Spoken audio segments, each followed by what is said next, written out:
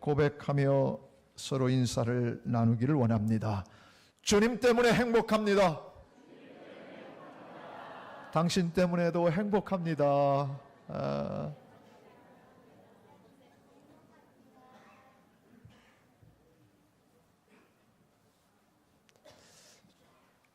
다 표정들이 행복하십니까?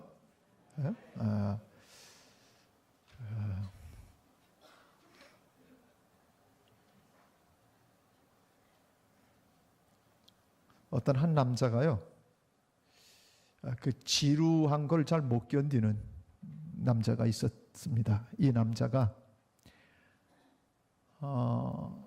직장도 몇 년이 되면 한 직장에 오래 있지 못하고 직장도 옮기고, 그리고 집도 지루해서 바꾸고, 시계도 바꾸고, 지루함을 못 견디는 사람이었어요. 어떤 때는 마누라도 바꾸고 싶은 생각이 드는 남자였답니다. 그런데 이 남자가 예수를 믿어서 그래서 마누라를 바꿔달라고 기도하기는 어렵고, 가끔 교회도 바꿨던 사람인데, 그런데 하나님 앞에 이렇게 기도를 시작했답니다. 가만히 생각해 보니까 하나님, 저 너무 억울합니다. 뭐가 억울하냐면, 저는 아침 일찍 출근해서 밤 늦게까지 정말 뼈 빠지게 일하고 돌아옵니다. 근데 제 아내는 뭡니까? 집에서 판판 놉니다. 제가 감히 주님께 바라옵기는, 마누라를 바꿔달라고 말하기는 어려우니 하루 동안만 제 아내가 저의 어려움을 충분히 알 수 있도록 하루만 내가 여자가 되고 그녀가 남자가 되어서 직장에 나가고 하루만 꼭 바꿔볼 수 있도록 해주시기를 강청하옵나이다. 그리고 기도를 했대요. 그랬더니 하나님이 하도 그렇게 하니까 안 됐어서, 그래, 내가 하루만 너에게 허락하마. 그래서 그 다음날 자기가 집에 있고 아내가 대신해서 출근을 하는데 얼마나 신이 났는지. 그런데 아침 일찍 일어나서 신난 건 좋은데 밥을 해줘야 되는 것 때문에 아침 일찍 쌀 씻어서 밥 안 치고 그래 일찍 일어나게 되더라고요. 그리고 남편을 출근시키고 나니까 애들을 깨워야 되고, 그리고 걔네들 씻겨야 되고 밥 먹여야 되고 옷 입혀가지고, 그래서 학교를 보내는데 좀 힘들어지기 시작하더라는 거예요. 애들 학교 보내고 나서 그래서 빨래거리를 세탁기에 집어넣고 빨래를 돌리면서 집안 청소를 시작했답니다. 집안 청소하고 나니까 세상에 쓸고 닦고 하니까 오후 1시가 되더라는 거예요. 점심 먹고 부랴부랴 나가서 나가기 전에 먼저 그 강아지 목욕시키고, 그리고 은행 볼일 보고, 그리고 시장 봐오면서 무거운 시장 바구니에 들고 털레털레 들어오니까, 그러고 나니까 벌써 4시 반이 됐더라는 거예요. 애들이 올 시간이 된 거예요. 그러니까 또 간식 준비해야 되죠. 간식 준비하고 나니까 금세 남편 퇴근 시간이 다가오는 거예요. 그래서 얼른 또 고기 다져가지고 저녁 반찬 그 밥을 해놨는데, 세상에 남편이 왔는데 그날 저녁하고 나서 설거지하고 빨래 개고 그러니까 저녁 10시가 되더라는 거예요.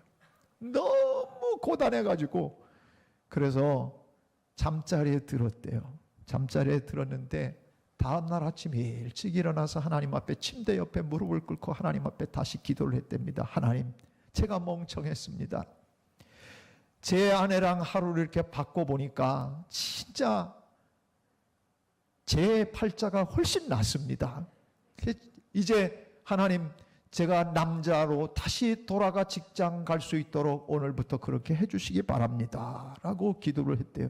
그랬더니 하나님이 빙그레 웃으시면서, 그래, 하루 동안 고생 많았지, 하루 동안 느낀 게 많지, 그런데 말이야, 나도 너를 빨리 남편으로 돌려주고 싶은데 잘 그게 안 되겠다. 너 한 10달은 더 기다려야 되겠다. 그러더라는 거예요. 하나님 무슨 소리입니까? 간밤에 네가 임신했단다.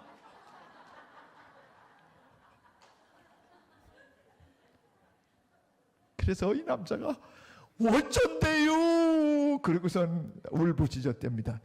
지금 무슨 얘기인지 감이 안 오십니까, 여러분? 사실 우리가 입장을 바꿔놓고 생각해 보면 사실은 상대편이 얼마나 고생하는지 그런 것 다 우리가 알게 되거든요. 근데 모르고 지날 때 많아요. 여자들이 단 한 가지 즐길 수 있는 것은 점심 먹으러 쏘다니는 거. 이거는 하나는 허락해 줘야 돼요. 어쩔 수 없어요. 저도 신방하다가 가끔 식당에 가보면 맨 여자들 투성이에요. 그래서 뭐라고 그러냐면 낮에 점심 먹으러 오는 남자는 퇴직한 사람 아니면 목사래요. 둘 중에 하나래요. 그럴 정도로 이렇게 식당들 가보면 여자분들이 많아요. 근데 그것도 못하면 어떻게 여자들이 숨통이 막혀서 어떻게 살겠습니까? 좋은 남편은 아내를 이해해 주는 남편이 좋은 남편인 줄로 믿습니다. 좋은 남편은 실력 있는 남편일까요? 좋은 남편은 똑똑한 남편일까요? 좋은 남편은 잘 나가는 남편일까요? 좋은 남편은 잘생긴 남편일까요? 아닙니다. 진짜 좋은 남편은 사랑이 많고 이해심이 많은 남편이 최고의 남편입니다. 저는 오늘 우리 남편들이 다 그런 남편이 되길 원합니다. 그런데 우리는요, 여자들이 요즘 젊은 사람들이 꽃미남을 좋아하고 그냥 잘생긴 남자를 좋아해요. 잘생긴 남자를 좋아하면요, 여러분 반드시 어떤 부분에 걸리게 되냐면 사는데 인물값을 한다는 것을 알아야 합니다. 다 그런 건 아니에요. 여러분 여러분 다 그렇다는 게 옛날부터 그런 얘기들을 해요. 사람이 인물값 한다는 거예요. 그만큼 잘났다고 생각하는 것을 어려서부터 익숙해져 있는 사람은 그 잘난 것 때문에 사람 무시하고 잘난 것 때문에 타협하지 않고 잘났다고 생각하는 것 때문에 상대편으로 하여금 좌절과 상처들을 주는 경우들이 너무 많아요. 그래서 여러분들이 분명히 알아야 될 것은 그다지 잘나지 않은 남자와 사는 것도 무지무지한 행복인 줄 아시면 됩니다. 이제 여러분 아멘 안 하시는 사람들은 뭔지 잘 모르겠어요. 근데 오늘 제가 왜 그 얘기를 하냐면요, 잘난 남편이라고 하는 이 뉘앙스 속에는 오늘 본문의 이야기가 담겨져 있기 때문에 제가 그러는 겁니다. 여러분 똑똑한 남편 얻어보십시오. 똑똑한 남편하고 살면 아내 보고 모른다고 핀잔하고 무식하다고 그것도 모르냐고 지적할 수 있는 가능성이 더 많아집니다. 왜냐하면 사람은 자기가 알면 입이 근질거려서 잊지 못하는 거예요. 밥을 질퍽하게 했습니다. 밥을 질게 하면 아니 물 그거 팝할 줄 아는 남자는 어떻게 합니까? 아니 물 쌀 위에 손을 집어넣어서 여기까지 오는 만큼 하면 뭐 크게 탈이 날 일이 있냐고 제가 가끔 그랬습니다. 저는 밥물 맞추는 데는 기가 막혀요. 왜? 꼼꼼하기 때문에 그런 거예요. 여기까지 어머님이 알려주신 대로 여기까지 물이 딱 오면, 그리고 뭘 생각하냐면 이 쌀이 오래됐으면 물을 좀 더 부어야 돼요. 그러나 갓 지어낸 쌀이라면 깎아낸 쌀이라면 이건 물을 적게 먹습니다. 맞아요. 그러니 저 같은 남자랑 사는 제 아내가 가끔 밥을 질퍽하게 하면 이게 소뚜껑 운전사를 얼마나 했는데 그래 이것도 질게 했어, 이렇게 얘기할 가능성이 많습니다. 근데 요즘은 안 합니다. 아버지 학교를 수료하고 난 다음에는 착한 남편이 되었습니다. 그래서 질퍽하게 하면 이렇게 얘기합니다. 그래, 우리 이가 좀 성하지 못하지? 점점 이가 현찬해지니까 우리가 좀 질게 먹어야 돼. 딱딱하게 하면 제가 이렇게 얘기합니다. 내가 이빨이 튼튼하니까 이 밥은 다 내가 먹을게. 그러면 행복하지 않습니까? 밥을 왜 이따위로 했냐고 아는 사람. 저는 우리 큰아들을 조금 걱정하는 게 있어요. 뭘 걱정하냐면요, 이 큰아들이 이 요리를 좀 할 줄 알아요. 미국에 가서도 혼자 있으면서 자취생활 했으니까 요리를 좀 할 줄 알아요. 그 가끔 요리를 해놓으면요, 볶음밥 이런 거 해놓으면요, 기가 막히게 맛있게 해요. 내가 걱정은 뭐냐면, 야, 저렇게 레시피하고 맛있게 하는 방법을 잘 알고 있다면 여자들들 볶을까 봐 그게 약간 걱정해요. 걱정하지 말라고요? 예, 알았어요. 걱정 안 할게요. 알면 똑똑하고 많이 배우고 실력이 있으면 다 피곤해요. 사람이 그렇게 피곤할 수밖에 없는 거예요. 오늘 제 이가 왜 이야기를 하냐면요, 오늘 혼인의 비유를 통해서 우리 주님께서 본문 말씀에서 하시는 얘기가 있어요. 남편이 아주 잘난 남편이 하나 있다는 거예요. 그 잘난 남편이 얼마나 잘났느냐, 그 남편이 누구냐면 바로 율법이라는 남편이라는 거예요.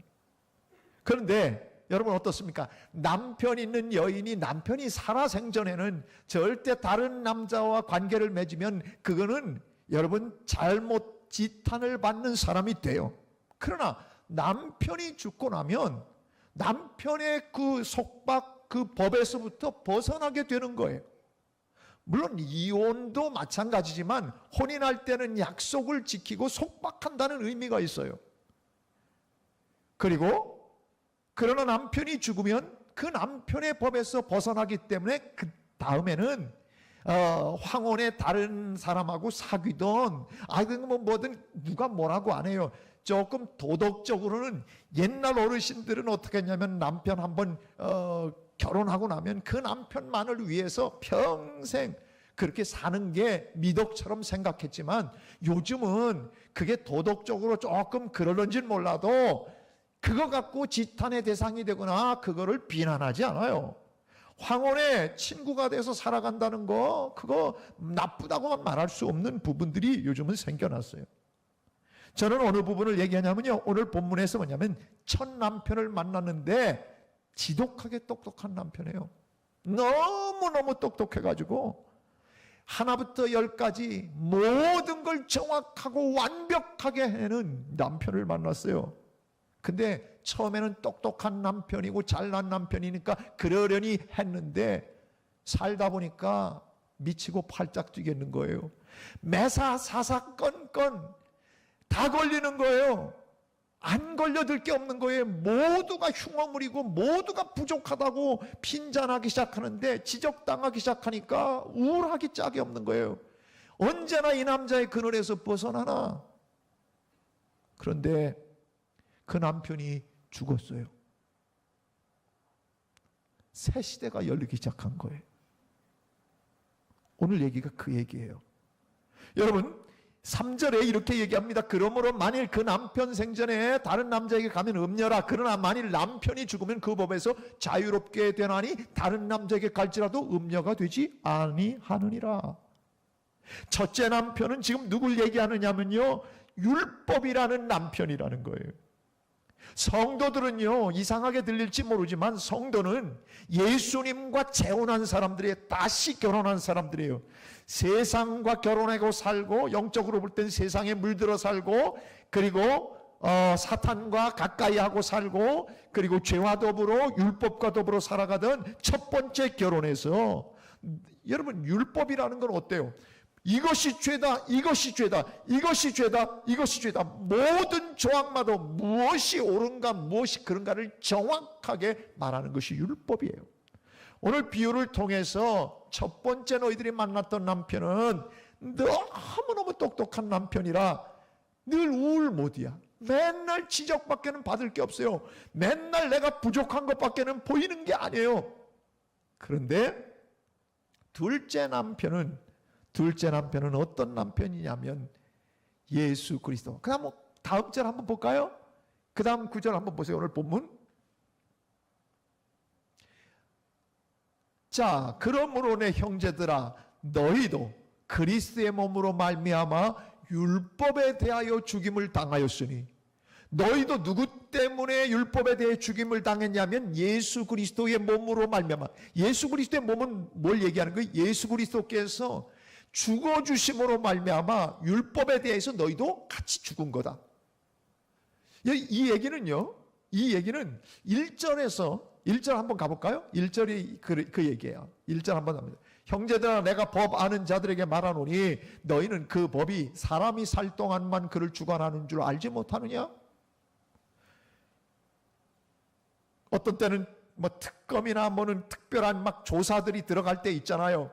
그러면 너무너무 감당하기 어려워서 혼자 걸머지고 그거를 그냥 끝장내는 경우가 있어요. 이게 다 들통나고 발각되면 여러 사람이 연루되고 나 하나 그냥 사라지면 끝이지. 그러면 다 되는 거야. 그래서 뛰어내려 또는 목매 자살하는 사람들이 가끔 생겨나죠. 그럼 어떻게 돼? 그런 문제가 벌어져서 막 난리가 나다가 공소권 없음이 되는 거예요. 사람이 있어야 공소를 할 수 있는데 이 사람은 죽어버렸으니까 이미 다 끝나버린 거예요. 법이라고 하는 것은 여러분 그 사람이 살아있는 동안에만 법의 적용을 받는 거예요. 그 사람이 죽어버리면 그 법의 적용을 받지 않는 거라는 거예요. 자, 다시 4절로 갑니다. 이 이야기를 하면서 오늘 너희들이 예수 그리스도의 몸으로 말미암아 율법에 대하여 이미 죽임을 당한 거다. 그러니까 이는 다르니 곧 죽은 자 가운데서 살아나시니 누구겠어요? 예수 그리스도. 이제 과거의 율법 그리고 육신에 매어 살고 죄에 물들어 살아가던 세상에 물들어 살아가던 너희는 이제 죽었으니 이는 다르니 이제 가서 다른 사람 살아나시니 예수 그리스도에게 가서 이제 재혼해서 다시 결혼해서 우리가 하나님을 위하여 열매를 맺게 하려면, 여러분 열매를 맺는다고 결혼이라고 하는 것은 생물학적으로 얘기하면 종족 보존의 법칙에 의해서 결혼하는 거예요. 내 자식들을 낳고 내 종족들을 보존하기 위한 그것이 결혼이에요. 그걸 열매로 표현하고 있는 거예요. 우리는 영적으로 보면 하나님에게로 다시 가서 예수 그리스도에게 새로 시집 가서 그래서 이제는 하나님을 위한 열매들을 맺는 사람들이 성도라는 거예요. 5절을 볼까요? 5절은 이렇게 얘기합니다. 우리가 육신에 있을 때는, 육을 따라 살아갈 때는 그 율법으로 말미암는 죄의 정욕이, 여러분 육신에 있는 동안에는 율법 조항들을 따라서 이게 옳으니 그러니를 따져가면서 그렇게 살아가던, 그래서 우리는 늘 죄의 정욕이 우리 가운데 있었다는 거예요. 아무리 옳고 그름을 잘 알아도 사람이 옳고 그름을 안다고 변화가 되는 거 아니에요. 옳고 그른 것을 정확하게 알려주는 것이 율법인데, 율법으로 말미암은 것은 결국 정욕을 해결할 수 있는 것이 아니고 죄의 정욕들이 날마다 우리 주체 중에 역사해서 우리가 어떤 열매를 맺었냐면 늘 죽는 열매, 사망의 열매를 맺히며 살았다는 거예요. 예수님 없이 법에 매여 있을 때 법적인 것 가지고선 살아가 보려고 그럴 때는 내가 정말 그렇게 하나님이 기뻐하는 그런 모습으로 살아보려고 해도 안 되더라는 거예요. 그래서 우리로 사망을 위하여 열매를 맺게 했다.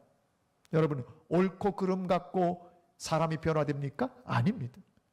옳다 그르다를 갖고는 사람이 절대 변화가 일어나지 않습니다. 그런데 이제는 어떻게 됐느냐? 우리를 다시 살리신 그 예수 그리스도 그분에게 다시 우리가 결혼해서 이제부터는 하나님을 위한 열매를 맺게 하려면, 4절 끝에 보면 그 얘기 있어요. 재혼을 이제 영적으로 보면 우리는 어떤 사람이냐면요, 율법과 결혼했던 우리가 이제 다시 재혼한 거예요. 누구랑? 예수 그리스도와. 그러면서 그렇게 재혼하게 된 이유가 뭐냐? 그렇게 만드신 이유가 뭐냐? 가서 우리가 하나님을 위하여 열매를 맺게 하려 합니다. 주님과 함께 우리가 열매를 맺는데 행복한 결혼 생활을 통해서 자식도 낳되 아름답고 멋진 자식, 그리 다시 말해서 거룩한 열매들을 우리의 삶 가운데 맺혀가는 것이 결혼생활, 예수님과의 결혼생활이다. 영적인 비유입니다. 5절을 봅시다. 우리가 육신에 있을 때는 율법으로 말미암는 죄의 정욕으로 말미암아 사망의 열매들을 늘 맺으며 살았다. 근데 6절 보세요. 6절은 이제는 그렇게 사망의 열매들을 맺혔던 우리가 이제는 얽매였던 과거의 것들로부터 죽었기 때문에, 율법에서 벗어났기 때문에, 그러므로 우리가 이제는 그 율법의 조문으로 이것이 옳다 그러다 그래서 정죄를 당하고 그렇게 해서 죄의 포로가 되어 사는 것이 아니라 이제는 우리가 영의 새로운 것으로 섬기게 되어지는, 다시 말해서 바꿔서 얘기하면 우리 안에 하나님께서 허락하신 새로운 거룩한 영에 의해서 새로운 것으로 섬기게 되어지는 아름다운 결혼 생활이 바로 너희들의 것이다. 이렇게 말씀하고 있습니다.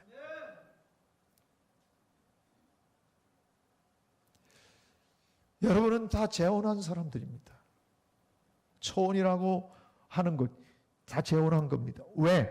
여러분 만약에 첫 남편 율법하고 살았더라면 여러분은 어느 누구도 완벽함에 이르지 못했을 뿐만 아니라 늘 상상할 수 없는 괴로움과 상처들로 살았을 겁니다. 그런데 예수 그리스도와 다시 결혼하게 됨으로 말미암아 예수 그리스도는 사랑의 주님이시고 멋진 남편. 제가 한번 여러분에게 한번 질문을 해볼게요. 똑똑한 남편하고 사는 게 좋을까요? 사랑이 많은 남편하고 사는 게 좋을까요? 여러분이 답변을 안 하시니까 제가 정답을 알려드릴게요. 잘난 남편이면서 사랑이 많은 남편. 아마 여러분들이 그 대답을 하고 싶으실 거예요. 그렇죠?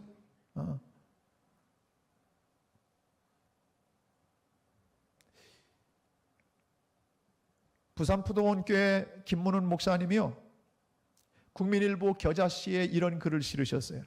뭐냐면 못생긴 나무가 산을 지킨다. 제목이 그래서 제가 훑어봤더니 그런 얘기예요. 산에는 좋은 나무들이 있으면 산에 있게 안 둔다는 거예요. 다 뽑아다가 다른 데다 심어버린다는 거예요. 그 산을 지키는 거는 별 볼 없는 나무들이 그 산을 지킨다는 거예요. 그 얘기를 하면서 잘 나가는 자식은 장모한테 뺏기고 똑똑한 자식은 나라에 뺏기고 별 볼 없는 자식은 곁에 남아서 효도한다. 그 얘기를 하고 있는 거예요. 여러분 어떻습니까? 내가 가끔 집안에 대단한 집안들을 봐요. 일찌감치 유학 가갖고 미국에서 돌아오지 않는 거예요. 보고 싶어도 보지 못하고 너무 자식이 잘나노니까 얼굴도 못 보고 사는 거예요. 그리고요, 어떤 자식은요 진짜 아주 막 고급 공무원이 돼갖고 불철주야 공무원 생활을 하면서 얼굴 보기가 힘든, 나라에 뺏긴 거예요. 그러니까 여러분, 지혜로운 사람은요 지나치게 자녀를 똑똑하게 키우지 않습니다. 그저 곁에 보고 살 수 있는 그런 자녀가 최고의 자녀인데, 그 얘기를 하면서 김문훈 목사님이 참 우리의 삶 가운데 불공평한 건 없다는 거예요. 불공평한 건 없다. 남의 자식 잘 되는 걸 굉장히 부러워하지 마십시오. 하나님은 반드시 반대급부로 공평하게 우리에게 주신 축복들이 다 있음을 깨닫고 살아야 합니다. 그래도 똑똑한 자식 두고 싶으신 마음들이 많은 것 같아요. 사랑하는 여러분, 힐러리 클린턴이 그 디트로이트에 있는 성령교회를 방문한 적이 있었어요. 한 2년 전인데, 근데 그때 이 힐러리가 그런 얘기를 했어요. 뭐냐면 내 인생을 살아가면서 힘든 날들이 있었을 때 나는 주님을 믿는 그 믿음 때문에 버텨낼 수가 있었다. 그 얘기를 하면서 특별히 누가복음 15장 탕자의 비유를 보면서 나는 우리 주님이 어떤 분인지를 생각했다. 허랑방탕하고 그리고 밖으로 나돌면서 온갖 잘못 살았던 둘째가 돌아오는데 한 번도 지적질을 하지 않고 한 번도 야단치지 않고 품에 안아주신 그 주님을 생각했다는 것. 그래서 자기는 내 인생의 어려운 순간 어떤 때는 넌 이제 필요 없어 라고 말하고 싶을 때가 있을 때, 그리고 너는 그런 일을 당해도 싸 라고 말하고 싶었을 때가 있다는 거예요. 그런데 주님께서 보여주신 그 사랑의 마음을 갖게 되니까 자기가 그 어려운 순간에 잘 이기고 헤어나올 수 있었다. 하나님 주님께서 주시는 은혜가 그거였다. 그래서 기자들이 딱 알아차렸어요. 클린턴이 스캔들로 그 어려움을 줬을 때에 그것을 생각하고 힐러리가 간증을 했구나라고 깨달았다고 다 그 기자들이 파악을 했대요. 여러분, 클린턴이 대단한 그런 사람 아닙니까? 그래서 대단해서 대통령까지 됐습니다. 그러나 그 삶이 유명하고 잘 나갔다고 해서 그렇게 해서 행복을 주는 것만은 아니지 않습니까? 바로 그런 얘기입니다. 과거의 남편은 내게 상처를 주고 아픔을 주고 내 삶 속에 율법이라는 것은 언제나 나는 도저히 어떻게 할 수가 없어. 나는 도저히 이뤄낼 수가 없어. 나는 거룩해질 수도 없어. 나는 하나님이 기뻐하는 사람이 될 수도 없어. 여러분, 율법을 들여다보고 하나님의 말씀을 들여다보면 늘 내게 부딪혀지는 것이 그런 거예요. 나 같은 거는 하나님 앞에 어떻게 보일까? 하나님이 나를 평가하실 때 나는 몇 점이나 받을 수 있을까? 그게 율법입니다. 그러나 오늘 본문은 그걸 얘기하는 게 아니에요. 옛날 남편은 그렇게 똑똑하고 완벽해서 너를 지적하고 내가 죄인이라고 말할지 모르지만 예수 그리스도는 자신의 생명을 주어 그래서 죄의 값을 다 치러서 그래서 이미 죽어주셨기 때문에 이제 죽었기 때문에 율법의 모든 요구를 다 수용하고 죽었기 때문에 이제는 법적으로 예수 그리스도가 율법에 매여 있을 이유가 없듯이 너희도 이제는 그런 신분이 되었다라고 하는 얘기입니다. 예수님께서는 요한복음 14장에서 16절 17절에서 이런 말씀을 해 주셨습니다. 어떤 말씀이냐면 예수님이 하나님 아버지께 구하고 기도할 텐데 뭘 기도하냐면 그가 또 다른 보혜사를 너희에게 주사 나 가고 나면 또 다른 보혜사 성령님을 얘기하는 거예요. 그 성령님을 너희에게 주사 영원토록 너희와 함께 있게 하리니. 그 다음에 17절 말씀 보세요. 그는 진리의 영이라 세상은 능히 그를 받지 못하나니 이는 그를 보지도 못하고 알지도 못한다. 세상은 모른다는 거예요. 그러나 너희는 그 진리의 영을 안다는 거예요. 성령님에 대해서 너희는 안다는 거예요. 그는 너희와 함께 거하기 때문에 알 수 있고 너희 속에 계시기 때문에 그를 너희들은 깨닫게 될 거다. 느끼게 될 거다. 사랑하는 여러분 어때요? 여러분 안에 예수님의 거룩한 영 성령, 하나님의 거룩한 성령이 여러분 안에 들어와 계시면 그 영이 나를 가까이 하고 계실 때 내 속에 어떤 느낌들이 일어납니까? 여러분, 성령이 내 안에 계실 때는 나는 언제나 반듯하게 살고자 싶어 합니다. 성령 하나님이 내 속에 들어와 계시면 나는 언제나 기쁩니다. 성령 하나님이 내 속에서 같이 나와 계시면 나는 모든 게 평화롭습니다. 그 성령 하나님이 내 안에서 역사하시면 나는 늘 기쁨의 열매들, 감사의 열매들을 맺힙니다. 그런데 여러분, 성령님이 떠나시면 어떻게 됩니까? 내가 옛날 남편으로 다시 옛날 남편이 좋다고 그 남편을 쫓아가는 그런 형국이 되어진다면 어떤 모습이겠습니까? 들여다보면 자기 자신도 온전하지 못하지만 옛 남편의 그 굴레 아래 있어서 아직도 이것이 옳다, 이것이 그르다, 이건 아니다, 이건 기다, 이거는 된다, 이건 안 된다. 이게 바로 율법적인 거예요. 율법이라는 걸 한마디로 얘기하면 다 그런 거예요. 우리는 예수 믿으면서도 여전히 이건 된다, 이건 안 된다, 이건 옳다, 이건 그르다.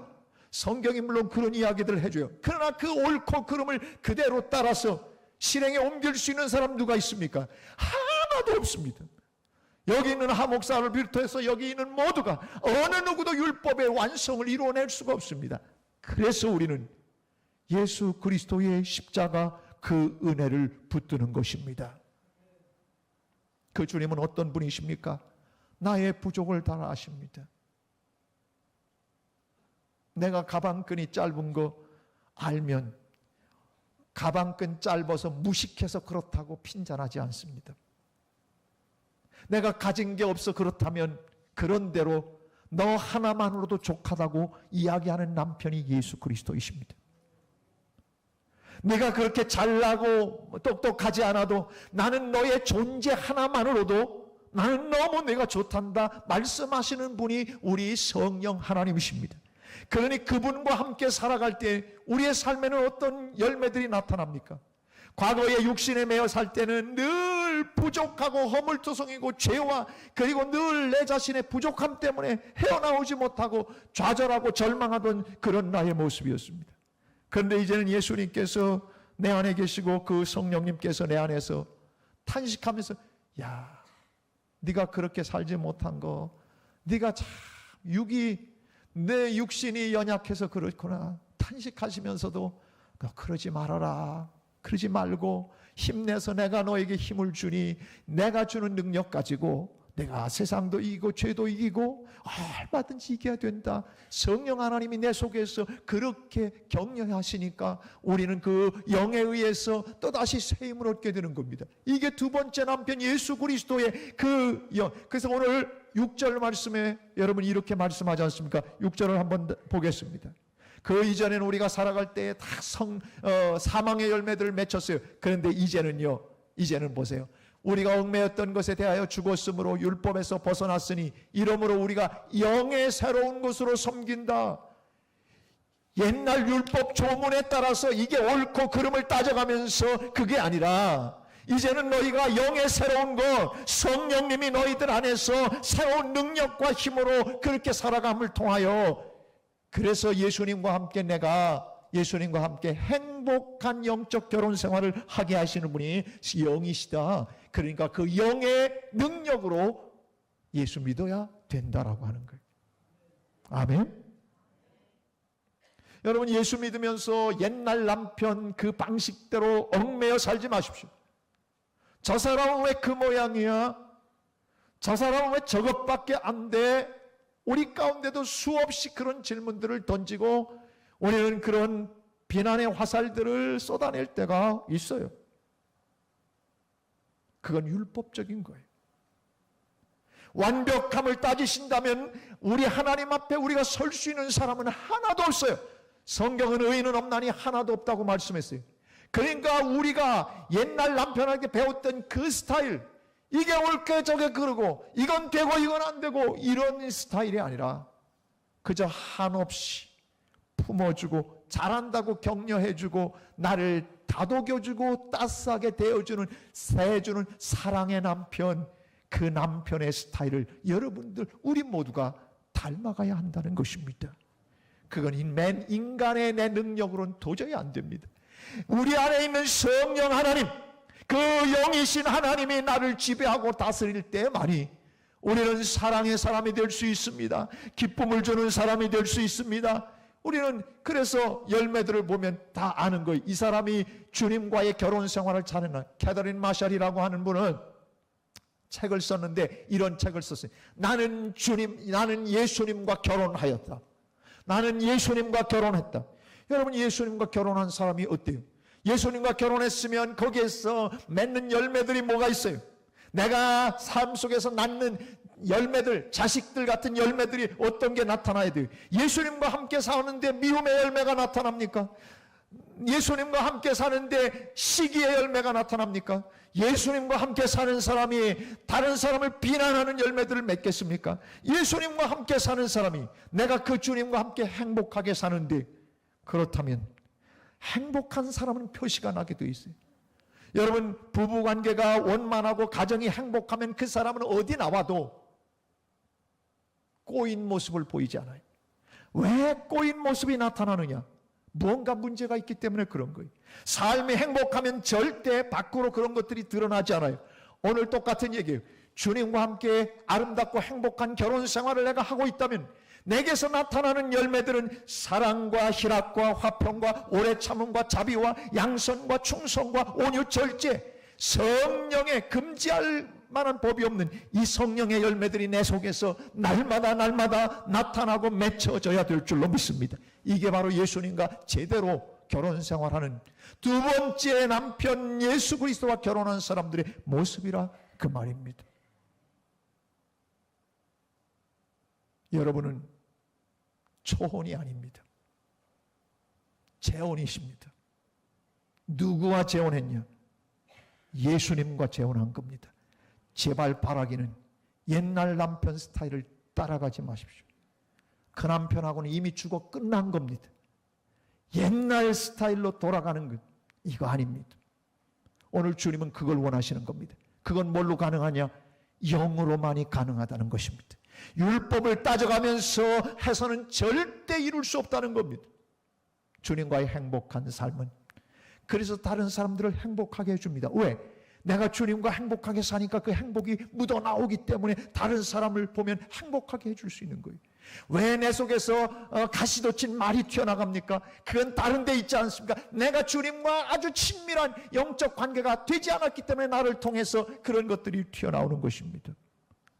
저는 오늘 여러분에게 간절히 부탁합니다. 결혼생활 제대로 하시기 바랍니다. 그랬더니 여러분이 아멘을 큰 소리로 안 합니다.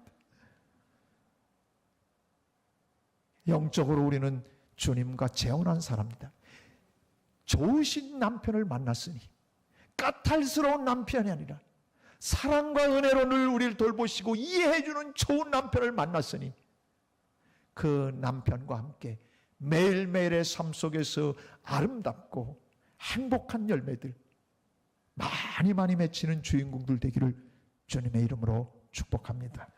저는 과거에 제 핸드폰에 제 아내의 전화를 엄마 010-2816-9004 엄마 이렇게 해서 넣었었습니다. 어느 날 제 아내가 엄마가 뭐냐는 거예요.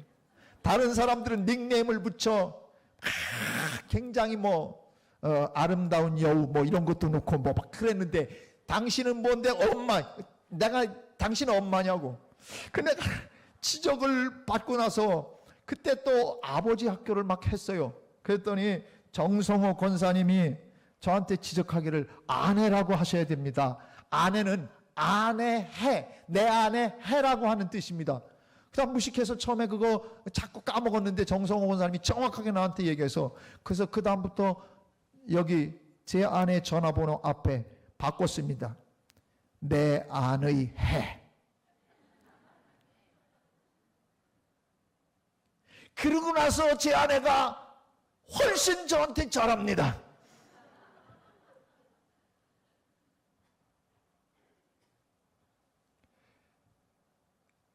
여자들은 사모님 소리를 듣기를 좋아한답니다. 사모님. 근데 사장님 소리 듣는 것도 나쁘지는 않더라고요. 나 목사 소리만 맨날 들었는데 가게 가서 어떤 때 내 신분을 얘기하지 않으면 사장님이라고 그래요. 그래서 이렇게 듣다 보면 이게 사장님이라는 소리를 듣는 게 이게 나쁜 게 아니구나 이런 기분이겠구나. 저보고 사장님이라는 소리를 하면 그건 나쁘지 않아요. 근데 여러분 여자분들한테도 사모님이라고 하면 여러분 사모님이라고 그러는 거 싫은 거 있어요? 아니에요. 근데요 사모님 소리를 제대로 들으려면 가정에서 남편을 사모하는 자가 돼야 진짜 사모님 소리를 들을 수 있다고 그래요. 여자를 존중해주고 진짜 내 안에 있는 해처럼 우리 집안의 태양처럼 생각하는 그런 남자가 돼야, 그런 남편이 돼야 여자로부터 존경을 받고 그렇게 행복한 가정생활을 할 수 있다고 그래요. 여러분, 여러분이 주님과 결혼한 사람들이라면 그 주님하고 그런 밀월 관계를 유지하라는 거예요. 주님 너무 행복해요. 주님 한 분이면 만족해요. 저는 주님 때문에 이 세상 어떤 것하고도 바꿀 수 없어요. 주님과 함께 걸어가는 것이 내 인생의 최고의 행복이에요. 그런 소리를 좀 주님께 좀 들려드리세요. 맨날 남편 보고 돈 좀 줘요. 돈 좀 줘요. 그러지 말고, 돈 만드는 기계입니까? 우리 주님이 돈 만드는 기계냐고요? 맨날 아쉬울 때만 돈 하지 말고, 사랑합니다 주님, 당신 없으면 전 아무것도 아닙니다, 그런 고백들을 수없이 하다가 나 이번에 돈이 좀 필요해요. 그래 알았어. 그렇게 되는 거지. 맨날 돈 하다가 그게 아니라 그 말입니다. 사랑하는 여러분, 여러분의 삶 속에 주님께 기쁨이 되어진다고 하는 것은 주님과의 아름다운 관계를 맺고 그 관계 속에서 나타나는 정말 거룩하고 아름다운 주님의 열매들이 여러분을 통해 나타나는 것, 우리를 신부 삼으신 예수님의 의도인 줄로 믿습니다. 그냥 대충 살라고, 옛날 그 스타일을 고집하고 살라고 우리를 부르신 게 아니라 거룩한 신부가 되어, 그래서 우리 안에서 거룩한 성령님이 역사하시면 날마다 더 거룩해지고 더 온전해지고 주님을 닮아가는 아름다운 모습으로 변화되어 갈 거기 때문에, 그래서 영을 의지하고 살아가는 자 되어 여러분의 삶 속에 주님 기뻐하시는 거룩한 열매들로 매일매일 여러 열매 맺혀드릴 수 있는 주인공들 되기를 주님의 이름으로 축복합니다. 일어나셔서 우리 함께 찬양합니다. 내 마음의 주를 향한 사랑이, 계속해서 2번 반복하겠습니다. 앞의 내용들 2번 반복합니다.